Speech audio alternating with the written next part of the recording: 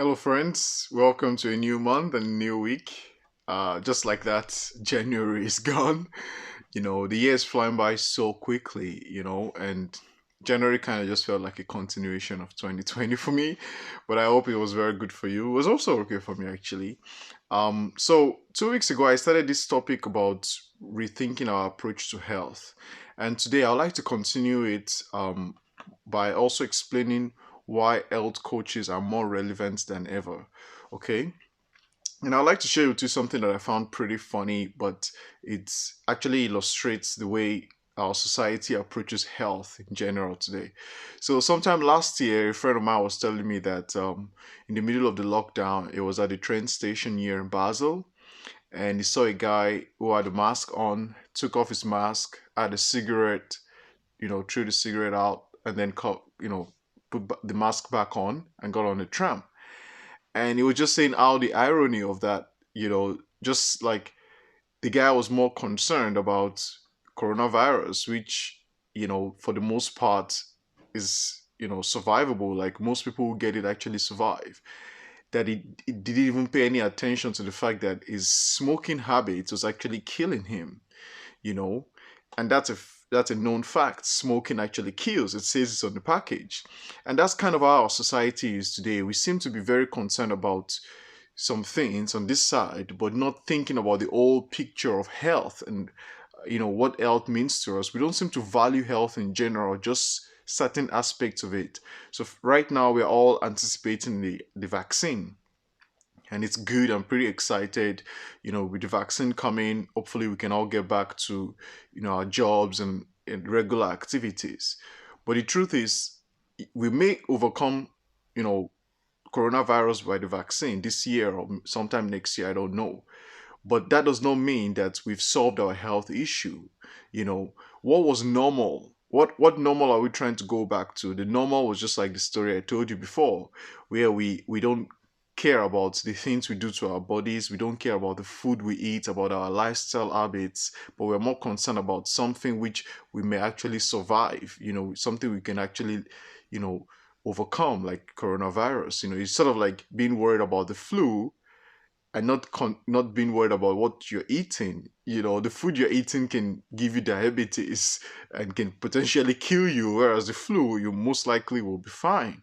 And in fact, the viruses and the flus and those illnesses are more dangerous when you do not eat well, when you do not take care of yourself.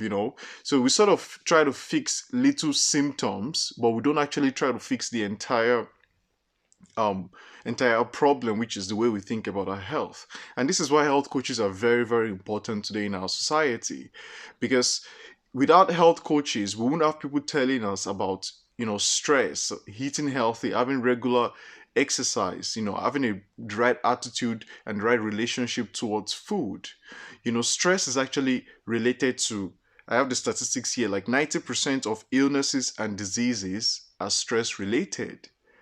But I don't think doctors really talk about this as much as they should. We tend to have a very clinical approach to things, which is, if it's broken, then you fix it. If it ain't broken, then don't fix it. So we only go to the doctor when we are sick, but we don't actually think, what can I do to prevent myself from getting sick? I'll tell you a personal story of mine, and it's sort of influenced my journey to becoming a health coach. So many years ago, over 10 years ago now, I was living in Canada and I just moved from Nigeria. This is like 12 years ago or something now. And I was growing up in Nigeria. I was actually very, very ill. My health was really not good at all. I struggled with so many different illnesses. And when I got to Canada, the doctor said to me, okay, no medicine for you, just exercise 3 times a week, eat these foods, go have a regular sleep pattern, and come and see me in a few months. And I came back like 6 months later, and most of all my health issues were gone. Just like that. Like, just by regular exercise, eating very healthy, and having a regular sleep pattern. Like, I had no clue. Like, no one had ever told me this, because all my life, when I got sick, I took medicine, and then I got sick again, and I took medicine, and that totally transformed my life. And then several years later, while I was studying veterinary medicine, I was seeing how we're always treating sick animals. So I was in Australia and I was studying veterinary medicine at the University of Queensland. And I was just concerned by the fact that we're only taking a clinical approach to things. Like animals got sick, then we treated them. And I started thinking to myself, why don't we prevent these animals from getting sick in the first place? Why is no one focusing more on that? They say prevention is actually better than cure, right? A apple a day keeps the doctor away. The goal should be to prevent going to the doctor, right? Living in a way that you don't need to visit the doctor very often, because when you need to visit the doctor, most times it's an issue, right? And while I was studying veterinary medicine, this realization came to me. So I decided to change from veterinary medicine to animal science to understand how food actually makes food, genetics, lifestyle choices, and all those things actually improves animal health. And I studied nutrigenomics, which is how nutrition and genetics interact to play on your health and influences your health outcomes. And that totally changed my life. Like just seeing that the food you eat actually can transform your genetics and determine how your genes are expressed in your everyday life. That totally changed my life. And after finishing that, I decided to, go through the process of becoming a health coach and got my certification. And I've helped several clients over the years now in health coaching and totally transformed their lives. You see, if I had not changed my approach towards health, if I was thinking only clinically, I will probably be just a veterinary doctor today who is only concerned about treating sick animals. But by me, which is not bad in any way, but by me rethinking my approach towards health, I was able to understand that we don't have to get sick, we can actually live healthier. And in fact, there's a difference between morbidity and mortality. Doctors, for the most part, are very successful in preventing mortality, so that's death. But many illnesses actually, bring morbidity. That's they reduce the quality of your life. And you instead of living to a long, ripe age of maybe 90, 100 or something, many people will live up to 60, 70, 80 and die of some sort of illness. And that's not how society, that's not how we are meant to be, right? That's not, animals tend to have a lifespan on average, and they tend to mostly live out that lifespan, especially animals in the wild. But for us as humans, we have so much control. We have more control over what we eat, but we're not using this control to help us eat better, to help us live better. Let me give you more statistics. One in five deaths is associated with a poor diet. So worldwide, 1 in 5 people who die, the cause is due to a poor diet. Can you think about that? That means we can actually save 20% of the people who die today if they were aware of the food they ate and they changed this.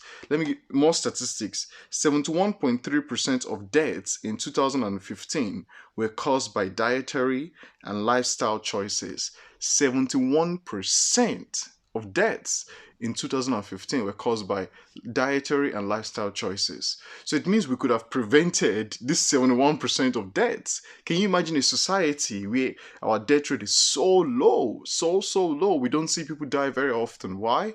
Because we pay attention to our health. And that's why health coaches are very, very important, much more than ever. And this situation going on in the world should not make us become more clinical. No, it should make us be more holistic to think, okay, why is it that our healthcare system is overburdened by a disease, by a virus like this? Why is our healthcare system overburdened? Why are people dying from something which our immune system should be able to treat better, should be able to overcome easily?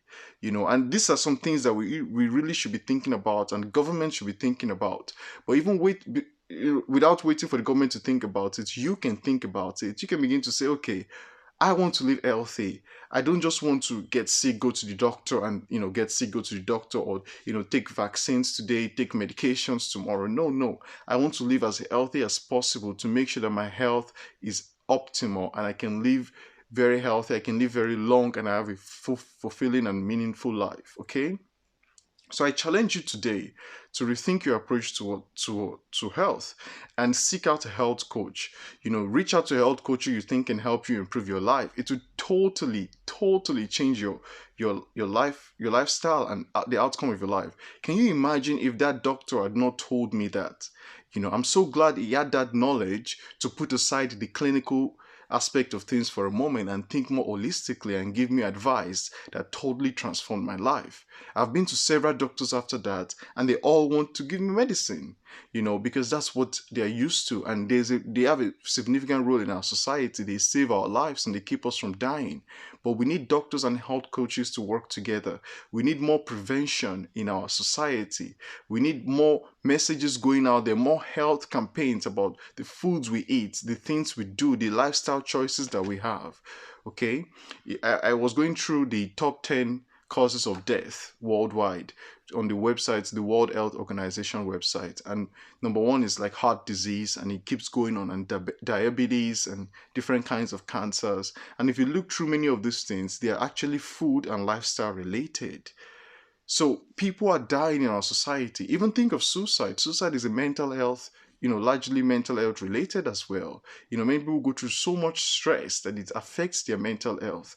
And I don't know, some of you may have lost loved one to like suicide or to heart disease or something else. And these are all preventable if we as a society come together to realize the value of preventive medicine, preventive health approach, you know, instead of thinking, okay, clinical, when the person is sick, then we fix the problem, right? So I would like to encourage you today, reach out to a health coach and see how you can improve your health. So how can I help you? 3 ways. Number one, please subscribe to my videos so you can be updated every time I release some new content which will be beneficial for you. Number two, check out my free download of my free ebook, which is how to develop a healthy relationship with food. That's part of what I've been talking about. If you do not understand your relationship with food, you would think food is you just eat whatever. You don't understand that actually food impacts your health. You live and you die by what you put into you, okay? And number three, reach out to me to find out how I can work with you one-on-one to improve your health, to help you achieve your health goals. Thank you very much, and I encourage you to rethink your approach to health this week. Have a good one. Bye-bye.